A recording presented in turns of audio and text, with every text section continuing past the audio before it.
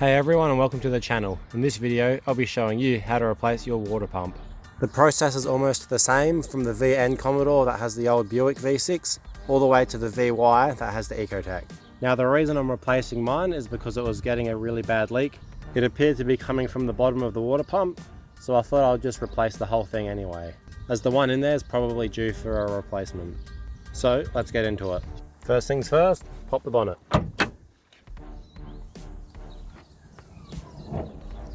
So right under here is where our water pump is, behind this pulley. All around here is our water pump, and we'll be removing all of that. Now before we get into it, just a little tip to make it easier. Loosen these 4 bolts here before you take the belt off, otherwise it will spin freely as you're trying to undo the bolts. And also take a photo of your belt and how it goes around the pulleys before you take it off, because if you forget you can always refer back to your photo. So this is how it is on an ECOTEC motor, and there's the water pump. And this is what it looks like on an old Buick motor. So the water pump's in the same spot as before, but our belt's in a slightly different configuration.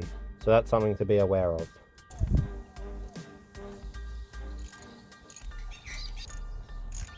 Okay, now those bolts have been loosened, we can focus our attention to this tensioner. What we need to do is put a breaker bar on this bolt here, and as we undo it, this whole tensioner will come down and it will loosen the belt so we can take it off.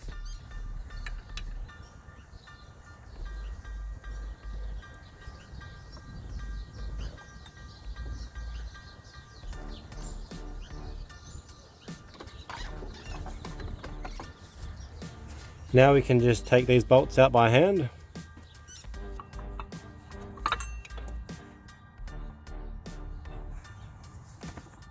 And there's the water pump. So we have to undo all these bolts around here. There is a hidden one down there as well, we can't forget. Before we take that water pump out, we have to drain the coolant. This can be done by removing the bottom radiator hose down here, or some radiators have a little plug that will let you undo it instead. Now make sure to keep your old coolant or dispose of it in an environmentally friendly manner. We don't want any animals or pets getting access to the old coolant as it's toxic. Fortunately for me, I don't have to drain my coolant because it already leaked out all over the road. So let's get to removing that pump.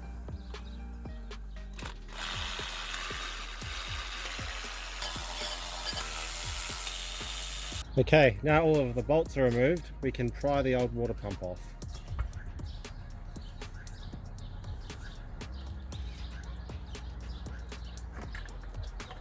And just like that, the old water pump's removed. Something that's worth mentioning, the water pump does use different sized bolts. There'll be 4 large ones and 4 small ones. These larger bolts go through the big holes, and these small bolts through the small holes. No need to be worried if you don't remember which bolt goes where. The big bolts don't fit in the small holes. So here's the old crusty water pump, and here's a nice brand new one.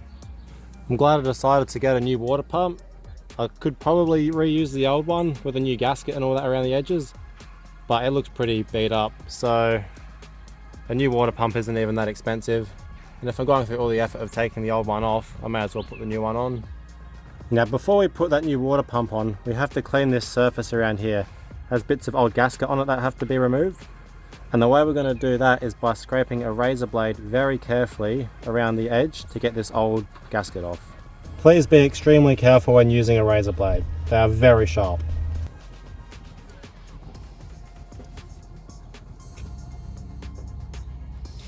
Okay, I've gotten most of that gasket off with the razor blade, and at the moment I've just been using this scourer to clean up any little bits around here. Ideally you'd use a copper wire brush on a drill, but I don't have one, so scourer it is. Okay, now that's all cleaned up and looking way better, I think it's time to put the new one on. But before we do that, we need to clean up these old bolts, since we'll be reusing them. This one's so dirty it's actually stuck in here, so I'll have to deal with that as well. So I'll just be using this wire brush to clean off the old bolts. Okay, now that the bolts have been cleaned, we can get to the fun part. So there's the new water pump, and it also came with this gasket. So we need to line up this gasket with the water pump. And now to help keep it in place, we put our old bolts back. Just like that.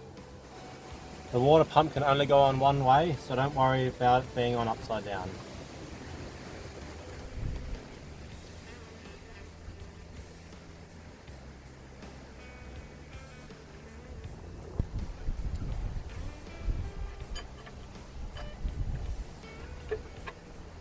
Okay, now it's just being held in place, I can put the rest of the bolts in.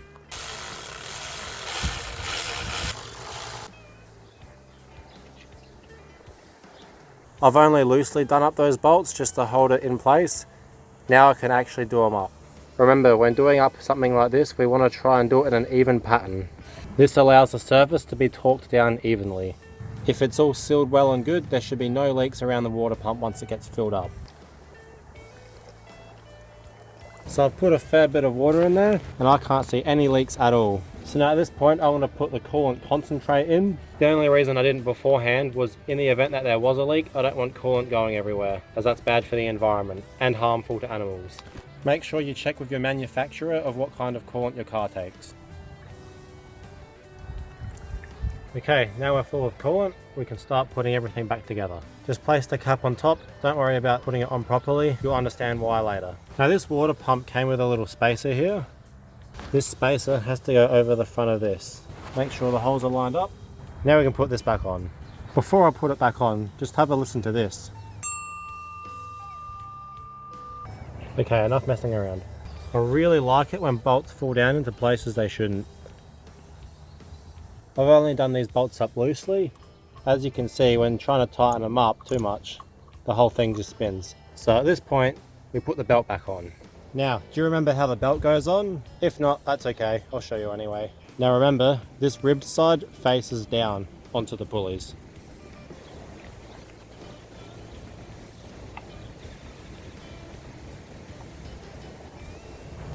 Okay, so now it's loosely lined up. We'll grab this part here and put some tension on it. Now this is where we push down on this pulley using our breaker bar and we get this part of the belt over that pulley.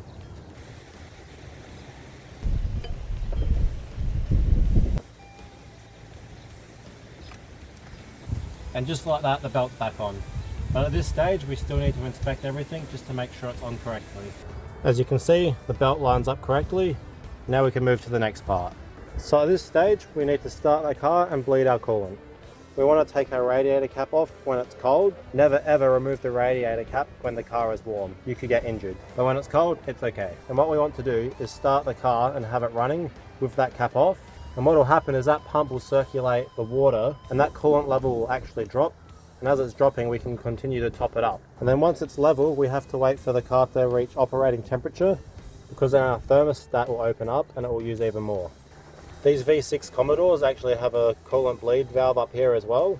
What you can do is you undo that and it will allow the air to escape. You just loosen this little screw here and it will start bubbling. And once coolant starts flowing out, you know you're good. So you can see it's already used some of that coolant. And now all you have to do is wait for the coolant level to change. There's also no leaks down here either. It's important to check that while the car's running for the first time. Okay, at this point I'm going to put the cap back on because it's starting to overflow. And at this point we can undo that little air bleed valve at the top of the thermostat. And when the car gets warm enough, it'll start spitting coolant. When it starts doing that, we know the air's being removed. Okay, now our water temperature has hit 69 degrees. We only have to wait a little bit longer for that thermostat to open. Also, make sure to have your heater all the way on, because this will help bleed the heater core as well. Okay, it's starting to bubble up. That means the air's escaping.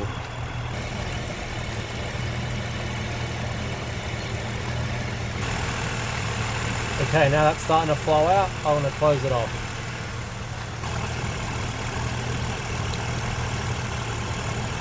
Alright, I think I've got most of the air out. However, I'm going to let the car sit for a little while to cool down and then inspect it one more time. You should always do a double check when doing these sorts of jobs. The car's had plenty of time to cool down, so let's check our coolant level. Always fill just to make sure it's not hot.